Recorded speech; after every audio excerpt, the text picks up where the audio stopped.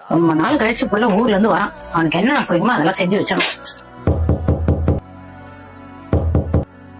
என்னடா இது மூஞ்சி பிரதேசி மாரி முடிக்கிட்டு போயிட்டாங்க. 1000 ரூபாய் பசி முதல்ல சாப்பாடு போடுமா. போடு போடு. எங்க தம்பி இருக்கீங்க? லீவுக்கு ஊருக்கு வந்துருங்க சார். அடுத்து ஒரு பெரிய வேலை ஒண்ணு வந்திருக்குப்பா. அப்படிங்களா? நீ வேற பண தேவை இருக்குன்னு.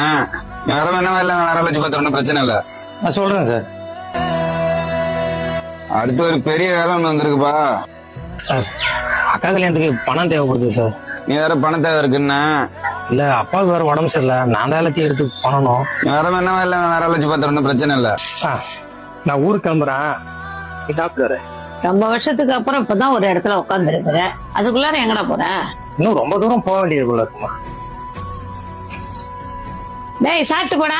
எல்லாரும் வேலைக்கு போறதே ஒரு வேளை நிம்மதியா சாப்பிடறதுக்காக தான். ஆனா அந்த சாப்பாட்டுல கூட நிம்மதி இல்லாம வேலைன்னு ஓடிட்டு இருக்க வலி இருக்கு. அது குடும்ப பாருங்கள முதுகுல சுமக்கிற பசங்களுக்கு மட்டும்தான் தெரியும்.